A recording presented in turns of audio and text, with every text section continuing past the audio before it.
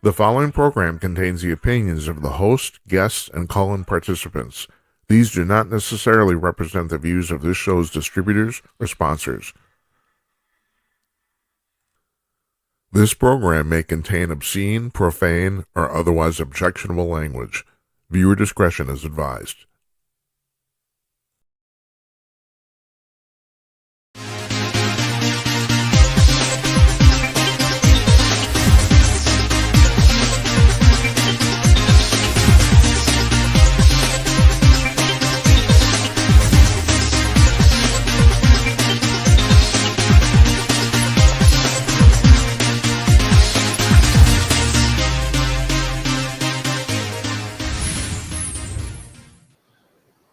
If only it was as handsome as that picture. It's like one of the best pictures ever taken for me. I'm going to mention the photographer's name is Steve Foley. He probably doesn't want to be associated with the show, but man, he's a fantastic photographer. It's 11:02 on the East Coast of the United States, 8:02 on the West Coast, 10:02 where I'm sitting here in Minneapolis. I'm Jim Peters. Welcome to Jim Peters at Night, and to the three people watching in Australia. Good day, mate, or something like that. I don't know. I was just thinking if I had a producer, I would act as a producer right now, off camera. You know, could you Google how far ahead Australia is in time from Minneapolis? I think it's 15 hours, but I can't do math that quick. What does that mean? It's like, oh Jesus, was it 8 a.m. there or something like that? I don't know. How you doing? How you doing? Yes. Hello. Okay. So here's the deal. Tonight, our guests are the King brothers. We taped this interview just a few minutes ago. I'm referring. I usually tape interviews in the afternoon, but we did this just before we went live here. And I think I've told you the reason we tape interviews, we basically try to make it really, really easy for guests to come on the show. And the people, especially on the East Coast, they don't want to come on at 11:30 at night. I don't blame them. You know, it's past their bedtime. Most of these people have real lives. So they're not like me when I'm up 2:00 in the morning, you know, watching Gutfeld or on tape or something, doing or whatever I'm doing. So anyway, so the King brothers are in Palo Alto, California. They've done doing this talk show out of their garage in their parents' house at Palo Alto since 2015, and it's actually caught on. The local newspapers in the Bay Area have written about it. They draw real audiences. They're drawing well over 50, 70 people a show. No shit. It's really amazing. It's amazing, and they're very entertaining guys. And anyway, so they're our guests tonight. Tomorrow, I'm kind of excited about this. Martha Zoller is joining us. She is an Atlanta. I wasn't going to say Italian. No, Atlanta talk show host. She was named Talker Magazine's Woman of the Year. Oh, Jesus. What the hell? God, I got that phone ringing. It's terrible. She was named Talker Magazine's Woman of the Year for 2023. Talker Magazines is the Bible, the industry Bible of the talk radio and media business in the United States, both talk radio and talk TV. So, and as you've listened to the show before, oh, by the way, this is our 37th installment of Jim Peters at Night. It's our 10th week. Before we started in July, 2 weeks before we started, Talkers Magazine ran a story about this show because apparently, and I was not aware of this, but it appears we are the first talk show in American history to take video phone calls. And speaking of that, you can call me up on this show too. If you go right here, see that?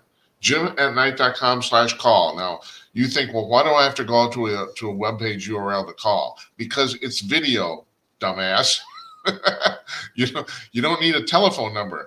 On that page at the top, there's a giant blue button. You click that button, you get to check your camera and mic, and you're in the queue. It's simple. I've asked every single person who called up how hard it is. You know, David from San Francisco, he said, well, it was harder finding your website than actually calling in. It is. It's super easy. And also, I do want to point this out because I'm starting to realize that all you people are trollers and you don't want you don't want your face on camera. You can choose no video and just go on with your mic. If you do that, I'd appreciate it if you uploaded a pic or an avatar to represent you that goes on the screen. But yeah, you can call up here and you don't have to be on the screen. You can do that. Also, you'll notice down below at the bottom of the screen here, see that? We take texts and voicemails at the number. The number is 408-458-5088. It's the best freaking number you ever get by accident in your entire life. And believe it or not, that's the area code of Silicon Valley. No shit. We were randomly assigned a phone number by text tree, and there you go. That's what it is.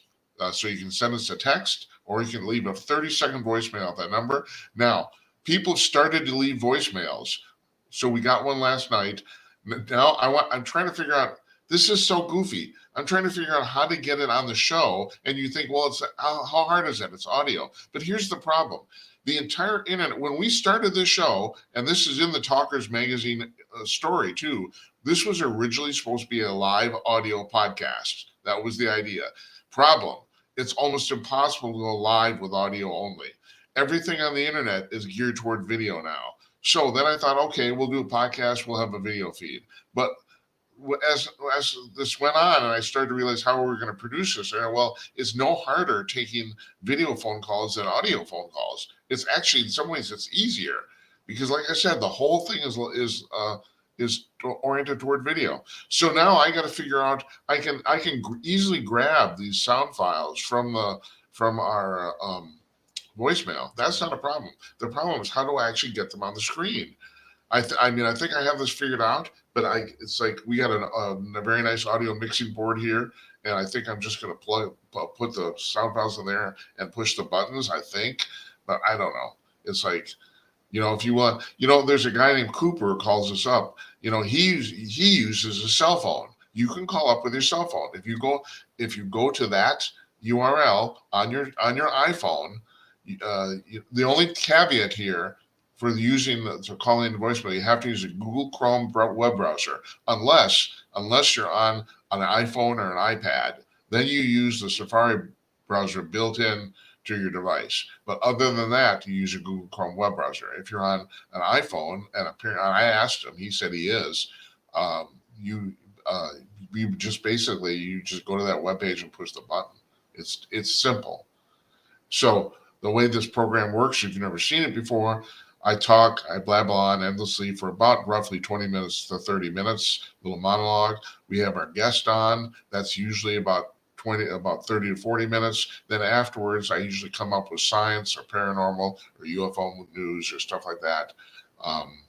We got some interesting comments. People actually were complimentary about my little after monologue last night about the UFO thing, which was actually kind of cool. And I appreciate that. My thing is, the gist of that was, I went to the UP, Michigan UP, to visit some friends at a little dinner party, and somebody who's actually seen the show asked, do you actually believe all the UFO stuff?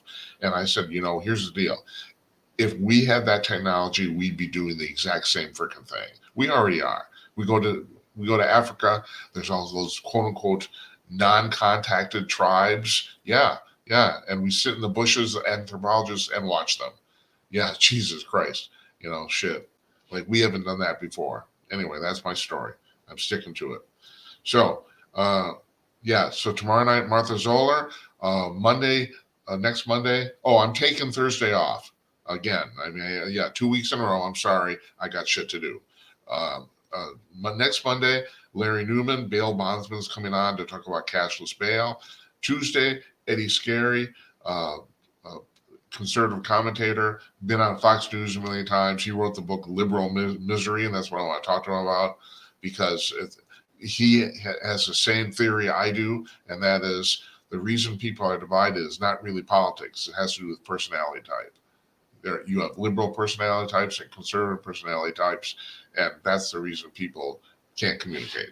That's his thing. Jeff Myers coming on next Wednesday from Call News.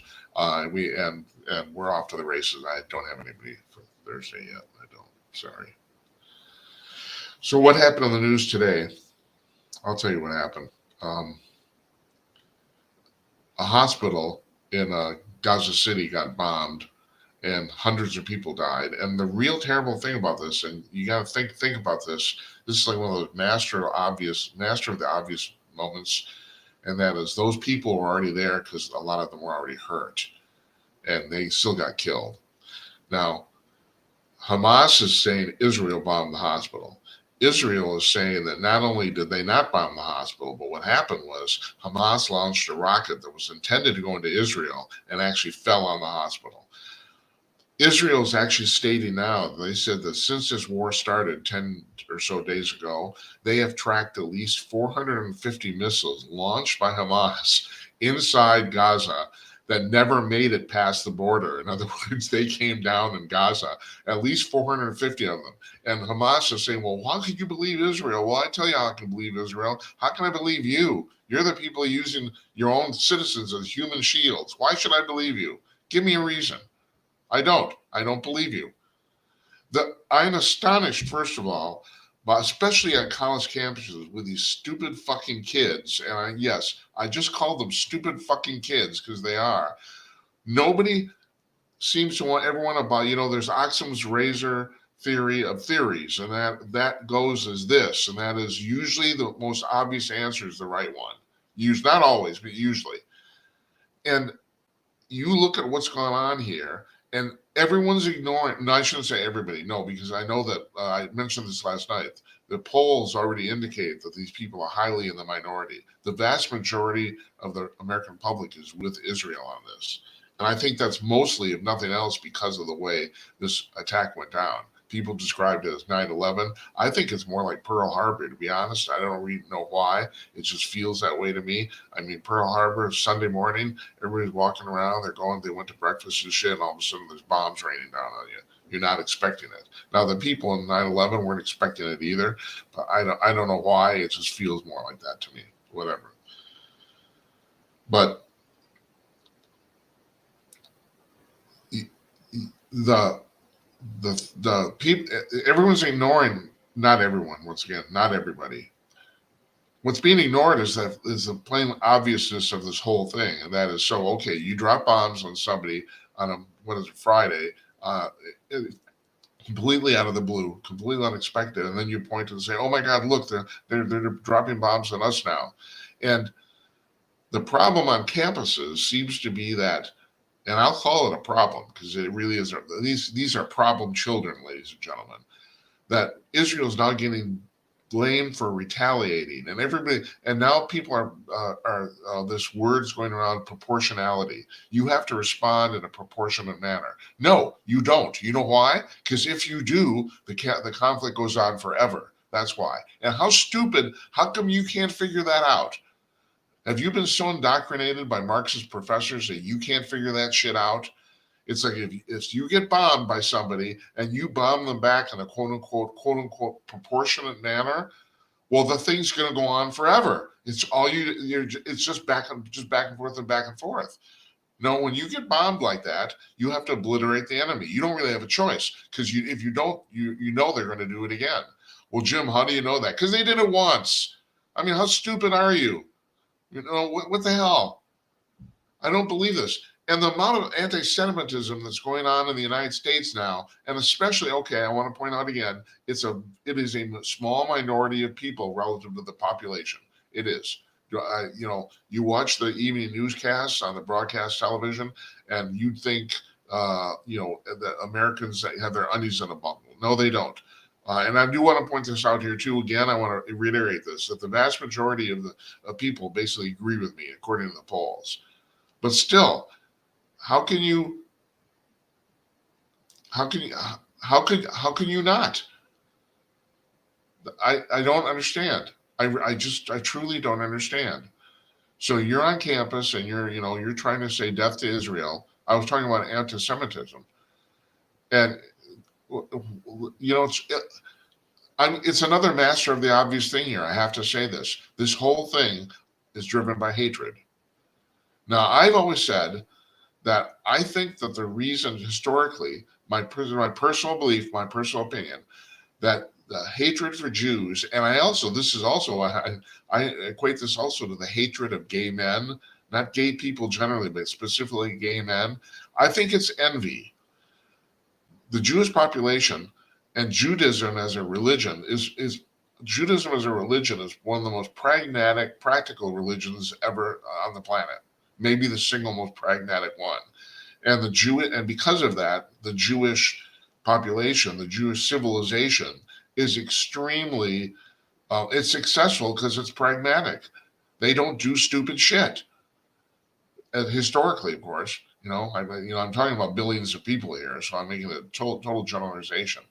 But they have a very, very functional society, not only in Israel, but even the Jewish community here in the United States. I talked to a businessman friend of mine, and he agreed with me. He said this first. He said, "I've never done business with a Jewish businessman when I've gotten screwed.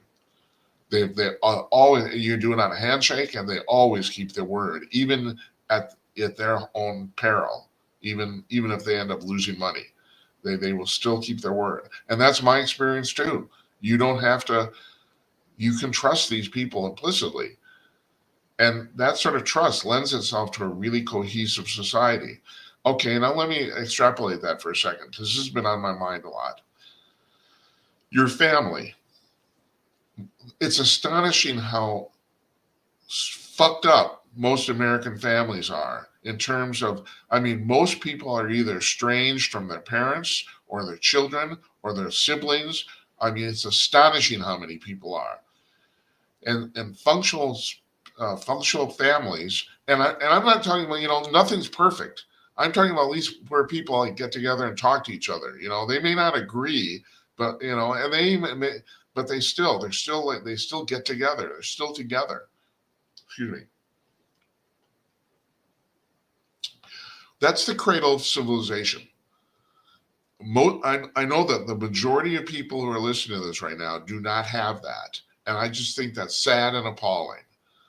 I don't know what to tell you. I mean, I'm sure, if your father raped you when you were a child, okay, that's pretty tough to get over. I understand that. But most of the problems that people have with their families are way, way, way less than that. It's because your sister married somebody you don't like, or, whatever. I don't know. It's seriously, some of these things are so lame, it's hilarious, you know.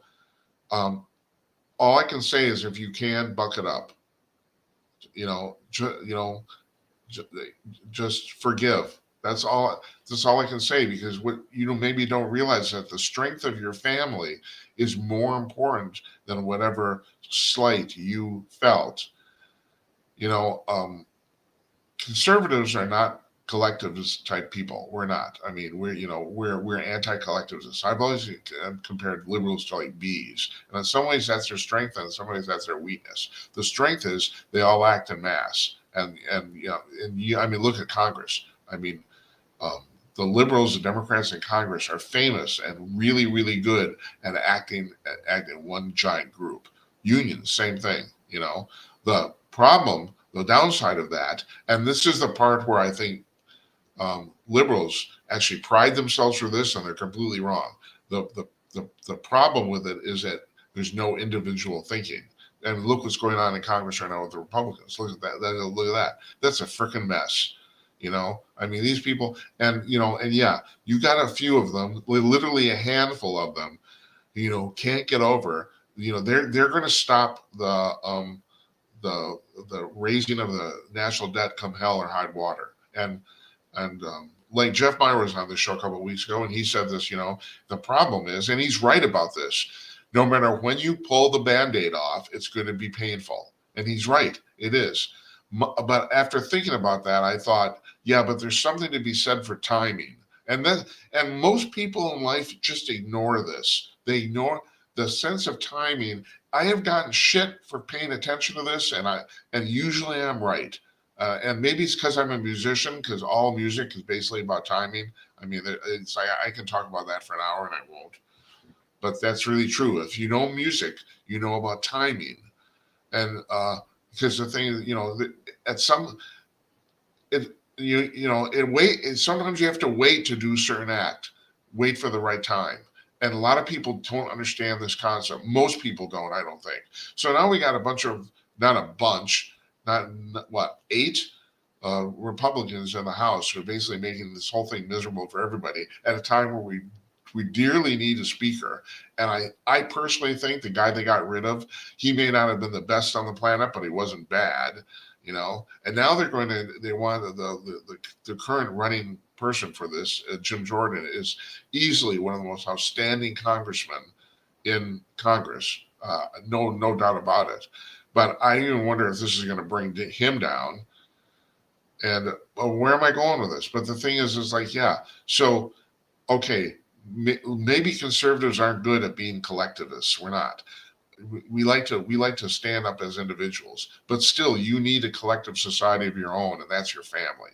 That's what that is, and that's the way it's always been through millennia, and especially now. This is the reason that a lot of these Marxists are trying to basically bring down the family structure, because they know this. They know it's the single most important thing in life. It's the single most nothing. I don't have to tell you about the statistics, and this gets down to what's called white privilege, but this has nothing to do with your race, nothing at all. If you grow up in a two-family or a two-parent household, your chances of success in everything are vastly improved. Vastly. I mean, statistics show this, and if your parents can manage to stay together, even more so. Now, at this point, I don't know if that's people get. I'm sometimes amazed at the petty reasons people get divorced, but they do. So I've been married 33 years. If you don't think my wife doesn't watch the show because my wife is a good liberal girl and she's wondering what happened to her formerly good liberal husband. So she doesn't. So she probably, unless you tell her, she probably won't ever hear this. But she knows. And there were times I felt like wanted to fucking kill her during our marriage. Say, yeah, that's happened, but I didn't. I didn't, and we're still together, So, and I've done some stupid things. I have. It's me. Look at me. Do you think this guy could do stupid shit? Yes. Yeah. Yeah. I'm really good for it. But that's my point here. My point is like what's happening in the world is kind of a macrocosm of what may be happening in your life. And I didn't mean to start out talking about this. I didn't. This was not my goal here. But this whole thing with anti-Semitism, and also I better finish that comment too about gay men. So the thing is, the reason I think that both Jewish people and gay men are vilified is because of envy. I think it's people are envious. People are envious of Jewish people and the functionality of the society, and men, straight men, are envious of gay men because of their easy access to sex. That's what I think. Gay men. Well, you're having a physical relationship with somebody who thinks just like you, and for most straight men, that's like a dream. And I will say this. I'm going to say this. I'm going to end with this because I'm going to get a lot of shit for saying this. I've been around a lot of women in my life and all sorts of, romantic, work, professional things. I think it's almost genetic. I don't quite understand this. I think one of the primary problems with women in general, and I know, I mean sexist here, I know, but yeah, okay, fine, is that all women think all other women think like them. That's the problem. It's the collectivist nature. Women are the social glue of our society, and they are, and that's a strength. But because of the collectivist nature of the female psyche, all women think all other women think like them, and nothing could be further from the truth. Nothing. If women actually knew, you get together for your coffee clutch or your wine group or your book club or whatever the hell it is, and you start talking, and women will say, yeah. They want to agree, but in reality, it's astonishing how much they disagree on stuff, and they both don't know this, and they can't come to terms with it. I think that's a big, huge problem in society right now, and actually, I shouldn't say right now, but forever. All right, I'm done. I'm done pontificating here. Now, for the third part of the show, we're gonna play the interview with the King brothers, which we pre-taped a few minutes ago, just before we went on. For the third part of the show, if you want to call in and call me a jackass, go right ahead. So you go to jimatnight.com/call. I got some science news. When we come after the break, that's usually, this show goes in 3 parts. We do a little monologue at the beginning. I do an interview, and then I usually do science or UFO or paranormal shit at the end. That's the way it works. But if you want to call in, the idea is that the third part of the show, we take your phone calls. So please call in if you want. In the meantime, we're going to watch the King Brothers here. And you know how we're going to do that? I'm going to play.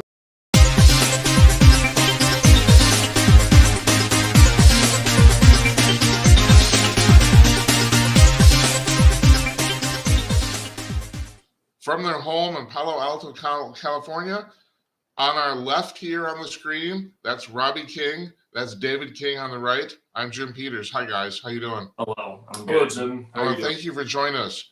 So Welcome. tell me, when Yeah. did you come up with the idea to do this and why? Well, Okay, it was well, maybe Robbie's idea. It was actually my idea. Yeah. Okay. And when was this? Well, I could remember it very clearly, but it was June. Well, I don't of remember anything clearly anyway, so 20 I'm sorry. It Go was- ahead. Go ahead. Oh yeah, it was June of 2015. Me and our family went to New Mhm. York City exactly a month after David Letterman retired, and we walked to the Ed Sullivan Theater, and there was no marquee. You know, everything was turned off. Yeah. Everything was all just not there anymore. And I do admit it was a little sad. It was. Growing up with him for 17 years was something. something. And during that time, I was thinking to myself, well, I mean, I know Colbert's gonna, replace him eventually, but what could we do in the meantime? Like, what could I do? What could you do, David? What can anyone do? And I was on the swings listening to the David Letterman theme, and I was just thinking, how about it's the Late Show with David Letterman, David King, and then we need a Paul Schaefer. And my best friend, his name is Don Schaefer. Yeah. So I told Don Oh, Schaefer. hold it. Is that really his name? Yes, it is. Yes, Don Don Schaefer. Schaefer. I'll be Don damned. Okay. Schaefer. All right. Okay. And I asked him, "Hey Don, we need a Yeah. Paul Schaefer. We need a Schaefer on this recreation of this Letterman show we might do." And Don was like, yeah, right. Okay, I'll do it. Okay, cool. And then after that, he said, we're going to get paid for this. Oh, yeah, we're going to get paid. And when he came to our house, he saw this- he literally saw Yeah. this marquee on our garage door, he's and like, oh my goodness. oh, the King brothers were serious. Oh, They this is really awful. want to do a show. Yeah. Yeah. And then So that August 25th, 2015, our Yep. first show, we did it. And Yeah, all I could August say- 25th, 2015 was Yeah. show number I got a one. picture here on the show. Oh, Yes. This is your guys' standard setup. This Yeah, is your that was garage. That was summer taken, 2019. That was summer 2019 when that photo was taken. Uh-huh. Yeah. And that's your audience. Yes, If it you- is. We have a So, pretty when, big all right, audience. the first time you did this, did you draw anybody? What? The first time you did this, did you draw anyone as far as the audience? Well, we did. our first audience were basically friends and neighbors. That was it, Close really. people. The first show we ever did on the 25th of 2015, August 25th. That was Mhm. such a messy show. We Very didn't we messy. didn't know what to do. I was nervous. I was stuttering and like, We didn't even No. we weren't wearing any like professional suits or anything. It was just kind of I guess the way to start something. But I mean, if people And would excuse me, did either one of you guys have any experience with performing like schools plays or any of that sort of stuff? I was in the high school choir at the time, and I'm still at my college choir from this day. So I've loved singing, like to play a little bit of piano and guitar, and I've done that on the show in the past too. Yeah, because you know most people don't know this or they don't find out until they do it.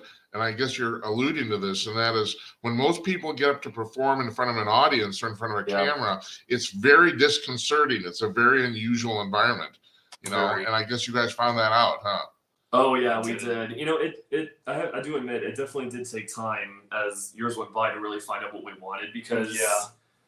I do admit, like, I never thought 6 years we'd be doing the Late Show, and you know, we in the summer of 21 we officially retired we ended that program. we ended that Late Show. And we made a new one for summertime for part-time only because, Yeah. summertime we're free, something to do, Yeah. get people to come see the show so everyone can have such a great time and just, Yeah. enjoy the night. And, I love hosting, I love talking, and I just like to make people laugh. And I found my major. It is theater because I think Good I've for you, man. grown up with it all my And life. my major is music, so it's theater and music. So That's, it's that's good.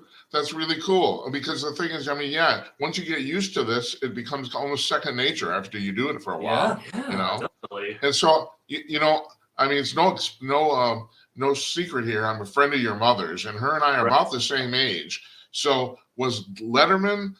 Did he play the same part in your life, like a guy like Johnny Carson did in mine? Basically, because like as we know, Letterman was Yeah. dedicated to Johnny Carson at the Yes. time. And That's right. Yeah. So yeah, I have to say yeah. I mean, you go to New York City and you see a blank marquee, and you guys get kind of misty, you know. I was lucky. I saw Carson twice. So, and Oh, one nice. time, first time I had front row center, so it was pretty cool. Yeah, it really was. You know what I learned? He's really What? short. Wait, what? All right, now enough about me. Okay. So guys, so when you started doing this, were you actually videotaping it right away, or was it just a live show? Oh yeah. Yeah. Every single show has been videotaped. Yes. Every single one.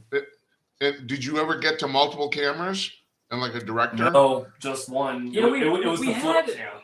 Well, at first it was the flip camera, Yeah. but then it became the iPad that we're using right now. And As years went by, it went to a camera where I sit, and then a camera in the middle. Dad Yeah. would edit it here and there, and all these years went by. It got better and better and better. yeah, So you did use multiple cameras, but you cut it together in post, huh? that's what we did. Yeah, Mhm. right. That's really cool. So all right, so you started in 2015, and when did the audiences actually really start to show up? Ooh. You guys got some local press, right? That's right, you Yeah. did. Neighbors Yeah. and friends were definitely the first ones to come and see the And show. so right, and so did you guys notice at any point when the audiences got significantly larger? You know, that show we had, Yeah. it was the 2-year anniversary of August 25th, 2017. Yes. That was one of the best shows we ever performed. Yeah. You know, we were in a great mood that day and we were all feeling it. Definitely and felt it. oh, I have to say that was the biggest audience we had. We had like 70 People from different around places Yeah. around the Bay Area, like San Jose, San Francisco, Pacifica. Oh yeah. My goodness. Yeah, A I blast. know. There was a It's lot pretty of people cool. at the anniversary show. It's just how it needed to be. Yeah. The more the merrier. And when did you start posting these things on YouTube? I think 2018. 2018. Because our friend, a friend of ours suggested, why don't you guys just post it on YouTube, get more publicity? And I was like, okay, well, it doesn't seem to hurt. There's only a few of them on Yeah. YouTube, but regardless, Uh-huh. I mean, that's when we started, posting things like for real and stuff. But Yeah. the main videos and episodes that made the headlines was on your Facebook. Yes. My Facebook. On your page. Yes. Click on the video, then boom, you can see a whole, episode of the show we did recently. Or I can send you all a link to it. Definitely. I did notice that you guys did some Zoom shows during the pandemic, right? Yes. Oh, yeah. It was Yeah. quite depressing. It was bad. Oh my Depressing, huh? I took 6 months off. I was Yeah. I guess I was on sabbatical leave for a while because Yeah. during the Zoom time when during the worst part of COVID, I was so bored, yeah. and I try to make the most of it and be positive as much as I can. But since it was so depressing, I didn't It was know. hard to do shows. It was hard for me to. And it's hard to communicate. do it. It's also hard to do without an audience because without an audience perspective, it's like the It's person hard. the person I couldn't do it by performing myself or all the singing a time. song. It's like we need that audience feedback. Yeah, but tell me without about an it. audience- I just couldn't. Yeah. But This is what I'm doing here is a very strange combination of radio and television. I've been doing this for 10 weeks now, and I have to tell you, the more I do it, the more I realize it's a completely unique medium. I have no audience, Yes, it live is. audience. The show is live, although you guys are, we're pre-taping this. The show is actually live. People call in with their cameras. So it's just, and I don't even know what to make of it. I mean, I'm starting to realize that this is really a unique thing, and nobody's really even come up with a name for it. But once again, enough about me. The thing I want to address here is the fact that you guys basically got addicted to the audience, didn't you? Because the thing is, people do. I do too. Yeah. We need the Yeah. audience. This is the most important part of the show. And I remember fall 2020 when we knew things were, I guess, a bit safer, where we realized, how COVID is. Okay, we'll have a couple of members back in the band. Don was on Zoom. my other good friend Jamal was behind the tambourine guy and the guy who plays clarinet.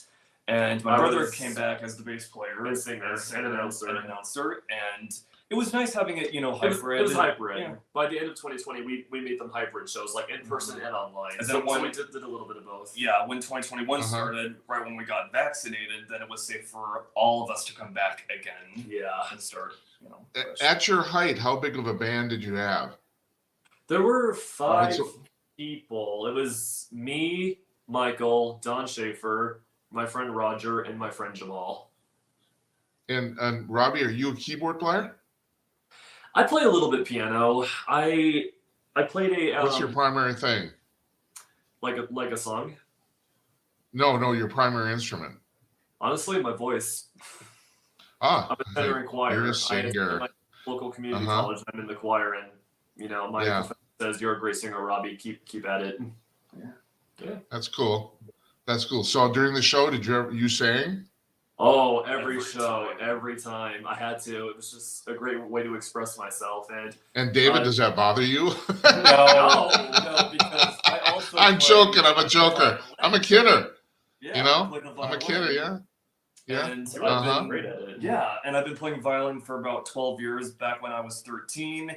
And then around 2015, I was in my last orchestra concert. But back then, I was a second violin, and I didn't want to be a second. But unfortunately, I didn't get really what I wanted. But as time went on, I just kind of took a break. And then when the pandemic was about to end, I came back, all first violin, played so much melodies, and I've done it on the summer shows. And before the final show of 2 years ago, all I could say, I did such a great success playing first violin, playing all the melodies like Firework, Yeah. Blocks, and Best Buy Queen. Yeah. All right. So I'm a little confused here. You guys are not doing this show anymore. No. Not the Late The Show. Late Show, no. No. We retired about nearly 2.5 years ago. And what you said? You've gone on to a new one. We The did summer the show. summer show. It's like The Late Show, but it's to give like people, it's summertime, the weather's good, Mhm. Something to to do. do during the summer. So Yeah. even though we retired The Late Show, that we were inspired by Letterman, we just felt like a year later, let's do a little something different, but also make it still entertaining because we still have it in us, and it's Yeah. like Can't leave it. can't leave. Let's Yeah. just continue a little bit more, but Yeah. let's make it different. So how is the summer show different from the late show? Well, How's the format? Hold on, just a second before you go on. I'm going into the assumption that your original late show was formatted more or less like that Letterman's show, right? Yes. Yes, Oh, it the Late Show was. set was very similar to Letterman. you designed Okay, it. so I designed it, most of it. So what's new about the summer show? What's different about it? Well, this time where I sit and host, it's not on, the left side, it's now on the right side. Kinda like it's Colbert. It's been reversed. Yeah, like the band's on this Yeah. side and the your area is on this side. So it's been reversed compared to the original Late Show that we had. Different floor. It's a light blue floor this time. Yes. With the Late Show was like just a regular blue floor. Just the Yeah. set's All a little right, bit different. hold it. Do I have a picture of this? Is this it? Oh, Yes. that one. But that was season one. That was last year of 2022. That year we had the floor black, but this year we had it light blue. Uh-huh. That's it. Yeah, That was Does it season take a long does it take a long time to trick out your garage to do this? one. A little, but it was fun. 2 hours, but it's a Just- fun project. It's a fun project to do. Yeah. Yeah. Well, I'm glad to hear that you guys are both going into performing arts. That's actually pretty cool. Oh yeah. You know. All right. So how long you did the summer show this summer, I assume? Oh Yes, we yeah. did. We did 3 shows. And is it going to come back next year? Is that your plan right now? Well, Yeah. Until we move out. Uh-huh. Yeah. Or we could do one more. Yeah. Yeah. Who knows? Yeah, we should point out the garage is at your parents' house, right? Yeah, it is. And what did Uncle? Yeah. What did our uncle say? He said, all these years you guys had such a great garage. You know what? You took advantage of it. So haunted houses. Late Times shows. where when I was a kid, I would play in the garage all the time, just Yeah. ride my bike around, and especially the haunted houses for the past 5-6 years, and now talk shows. It is Wow. something. We really did. Well, I do have to say, I'm going to put this picture back up here. That Sure. this Oh, is a pretty. I mean, it does look like a pretty good arrangement. I mean, you know, Sure you kind does. of got your Also looks like Leonard. stage there, and you know, And the marquee. and of looks course pretty it's cool. you're in Palo Alto, so the weather's always good, so you don't have to worry about that. Not so much in the You winter, know? but mostly good every mostly year. in summer. Yeah, yeah. God, this is pretty cool, guys. I mean, I'm glad you guys are doing this. It's like, so is that the background behind you? Is that the background from the Late Show that you used? Oh, this one? That's the summer Yeah. show. That's the summer show one. And That's the we, summer show. Yeah. I actually built this with my own 2 hands. And you painted, so you built it this Oh my summer. God. You don't want to, if you're a violinist, you don't want to do any work. You'll hurt them. Yeah. I know, I'm a string player. Yeah. I'm a double bass player. I should mention, I personally have 2 ties to the David Letterman show. One is I was the orchestra conductor in Paul Schaefer's hometown of Thunder Bay, Ontario. I was Really? that. And also in college, I shared a music stand with Will Lee, the bass Will player. Lee, yeah. that's the role I was Yeah. playing in the Late Show because I was on bass. Yeah, and I right. know Will Lee. He had the vest, I had the too. Yeah. vest. I was like, all right, Will Lee, gotta do what I can. We you know, were and- we were bass players, and him and I sat next to each other in an orchestra. That was kind of cool. Wow. So he went on to great things, and I didn't. Oh. And you met, I should have said. What What was that? Schaefer? You met Paul Schaefer? No, I've never met Paul Schaefer. No, Oh, he was okay. well known in his hometown, but I never did actually meet him. No, I see. no. So about Will Lee, there's some music that I've heard from him. It's called Fooled, and there's another one that's called 1, 2, 3. It's about 10 years old, but when I was in high school, I liked listening and singing that song because his voice is very, it's Common. Yeah. So I don't know the exact amount, but he did put out 2 or 3 albums of his own, right? Yeah, I never actually heard any of them. Sorry. But That's okay. I mean, he was a Really? fantastic musician even then. Oh yeah. So he sat ahead of me. So, so Yeah. you know, Do you know So, any yeah. other CBS orchestra members from the Late Show? no, I didn't. No. Just No. Will Lee. I always thought I'd meet Schaefer just because I worked in his hometown, but it never did Oh, yeah. happen. So, Never did. You know. And I could yeah, tell I there's think they named it. people. Say again? What was I that? could tell Paul Schaefer, he's such a nice person. Very Like, he's just nice. really nice. Yeah, he's also a really, really good musician too. I mean, Oh, I yeah. don't know if you ever those when you're playing that much 6 days a week, those guys can just pound out stuff. They don't he play by ear totally. I mean, even find the right key, he knows that shit. Oh, He yeah. sure does. That's what you have to work on, Robbie.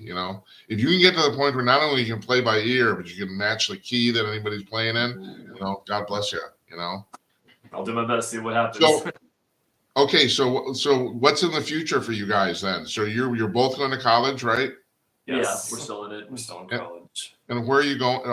If you don't want to say, that's fine. But where are you going? If you don't want to say, Well, we're trying to get our associates. I'm trying to get my associates in music, David in theater. Just any good music job in the future Yeah. that will work. I guess another dream for me for music is to be in a band.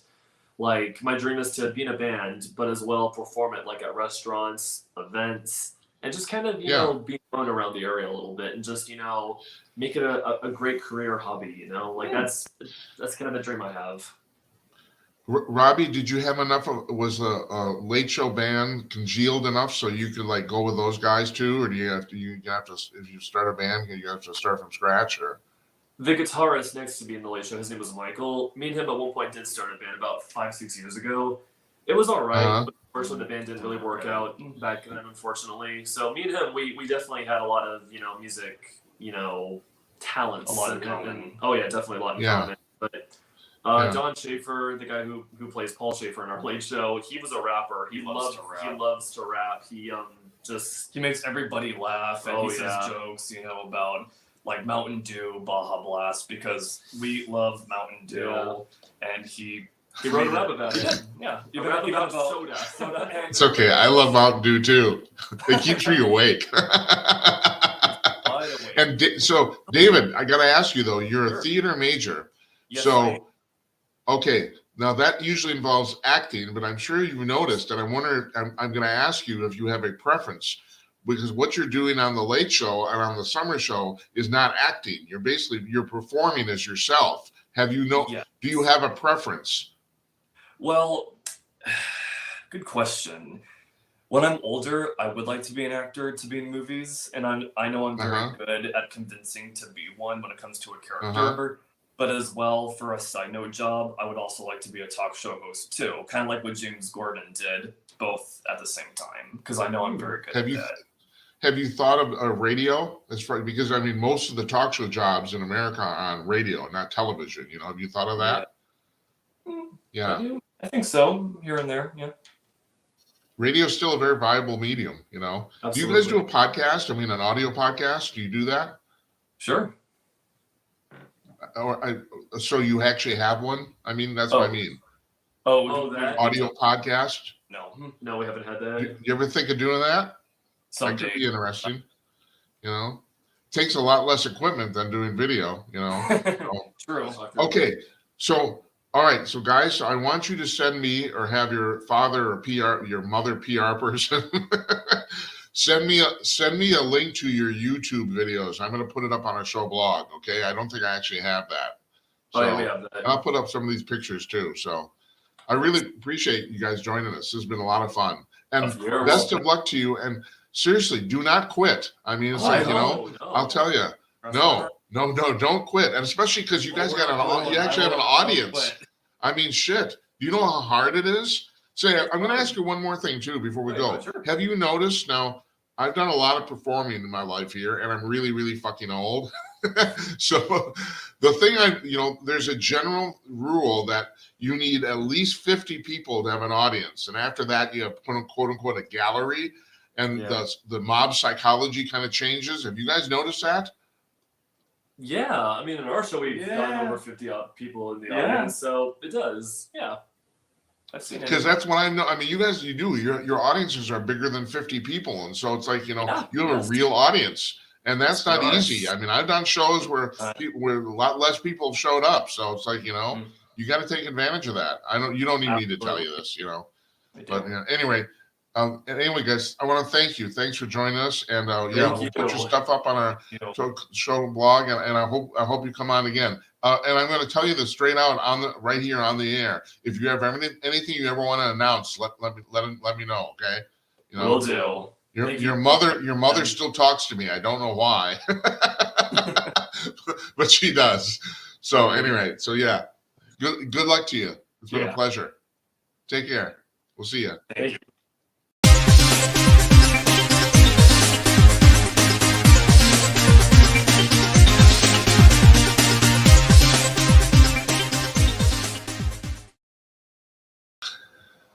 Our thanks to David and Robbie King for joining us from Palo Alto. They got kind of a cool thing going there.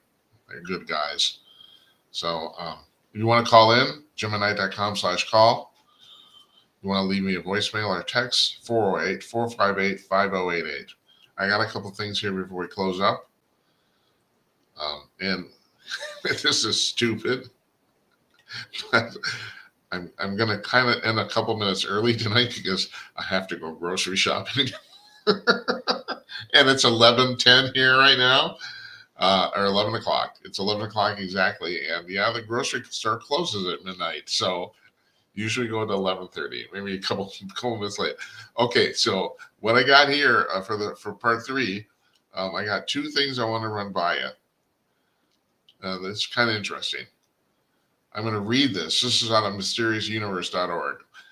Melvin Vopson, an associate professor in physics from the University of Portsmouth in England, claims a new study that the physical behavior of information in our universe resembles the process of a computer deleting or compressing code.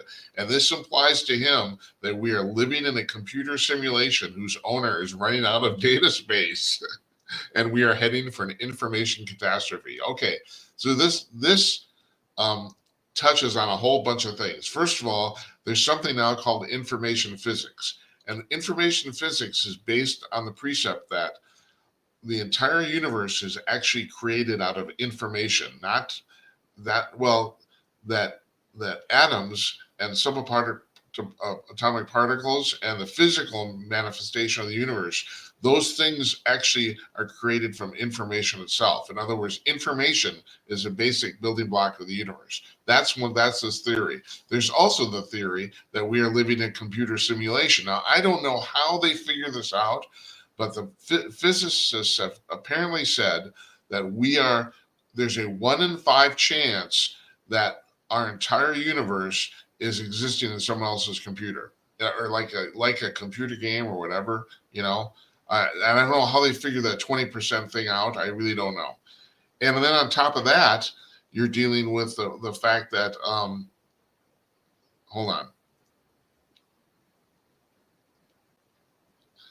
you're heading for an information catastrophe because supposedly the universe, the computer we're in, is running out of space to save the data. I don't know how Vopson actually figured that out either. I don't really know, but still.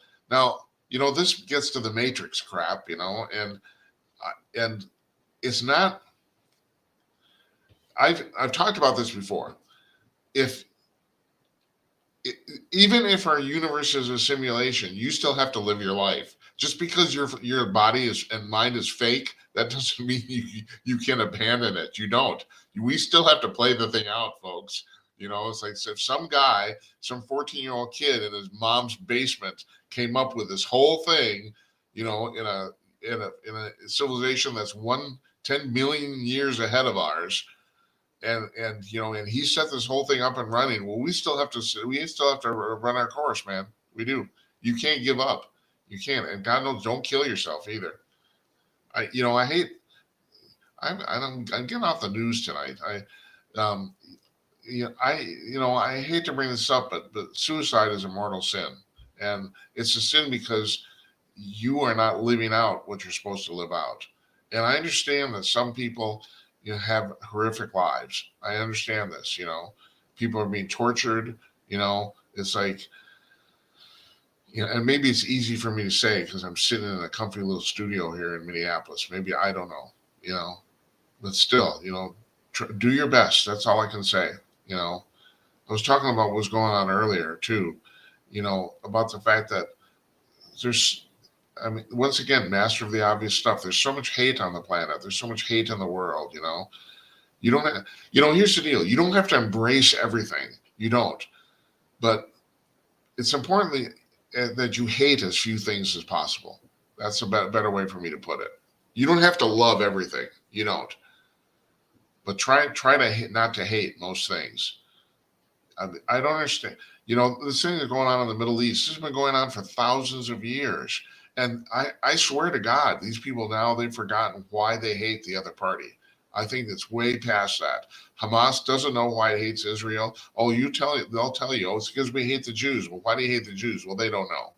And Iran doesn't know why they hate the Jews either. It's so long since these conflicts have started, maybe even thousands of years, and certainly tens, if not hundreds of generations of these people hating each other. They've forgotten why they don't even know. They don't even know why they hate each other, So, yeah, I don't. How did I get on that? What the hell am I talking about?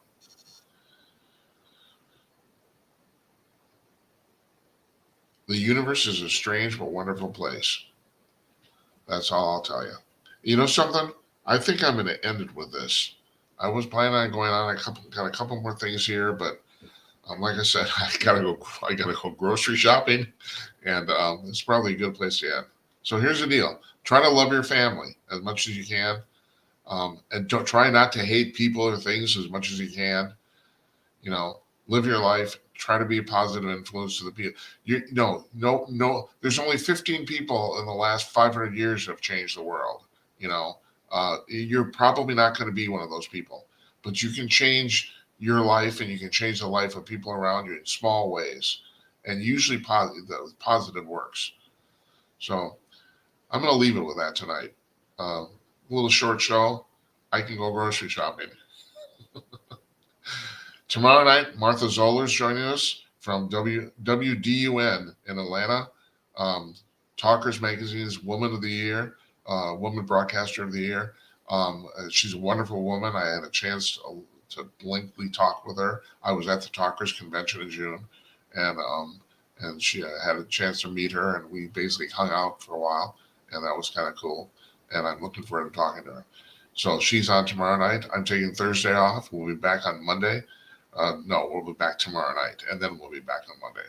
So I want to thank the King brothers again for joining us. I'm Jim Peters. Thanks for watching, everybody. Good night, Esperanza. Good night, Uncle Donnie, and good night to you, wherever you are.